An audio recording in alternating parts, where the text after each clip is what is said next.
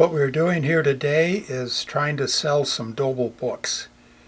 Doble was Abner Doble was a very interesting, very intelligent, only slightly fraudulent person who made the best steam car that's ever been made.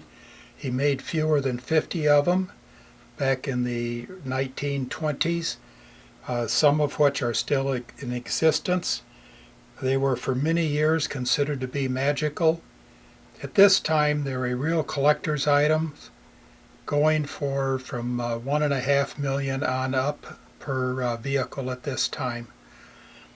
This is a 2-volume series in this definitive book on the Doble steam car, written by a fellow named Jim Crank, who lived out in the Palo Alto area of he started out in Berkeley and went down to the Palo Alto area of San Francisco.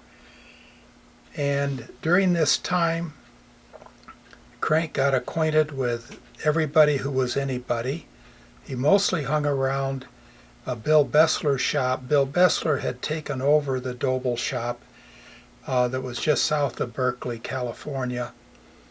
And when Abner went broke, completely broke, and Bill took it over because he had inherited money. And so then Jim Crank hung around with him and met all the old guys who knew people, who knew things, who knew everything. And this is the definitive set of books on that, complete with many photos, which we'll show you shortly. The Doble steam books are in 2 volumes, total of 660 some pages. Jim Crank was a very interesting person, funny as can be. Maybe not funny if he didn't like you, but funny to most people.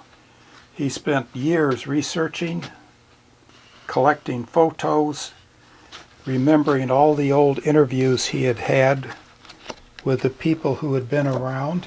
Here's a picture of Abner Doble early on in one of his earlier versions of the Doble E, which was his main model that he made. This is the Doble Detroit, which was a very poorly designed, but this is what happens. This is a simple chassis. Looks more or less like cars from the early 20s. What steam cars do is they burn fuel, in this case kerosene. And here's what a kerosene burner looks like. And they will do about 8 gallons an hour, which is close to 1 million BTUs an hour or more. And they have this big flame. And the hardest part is getting the nickel chromium alloys that will keep the fire chamber from warping and getting burned up.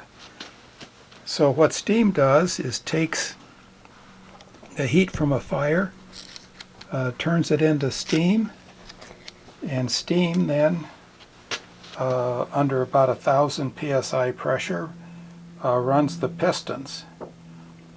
Here's a picture of the Doble factory, the early one in San Francisco, not the main one, which was in Emeryville, which he worked on. Here's a picture of the steam engine and the rear axle. You may not notice, but there's a big spur gear that hooks up to another spur gear that's on the in the middle of the differential. And there's no clutch, there's no transmission, there's no nothing. There's just when the steam starts, it pushes the pistons up and down, and power is directly transmitted to the wheels, and that's all there is to it. This Doble will do, Howard Hughes got his Doble up to a little over 130 miles an hour estimated when he was living in Texas and had a Doble steam car. And so it's basically very similar to current automobile technology in that you have cylinders and you have pistons and you have valves, and things go around. Here's a drawing, a cross-section of a boiler. which has several hundred lineal feet of tubing, starting with 1/4-inch tubing, going up to 3/4-inch tubing. The flame is up here. The flame comes down. The water is pumped in at the bottom and goes up, so that by the time the flame gets all the way to the bottom and exhausts, it has been cooled off. All the heat from the flame has been turned into hot water, and then the hot water turned into steam. This is called a monotube boiler,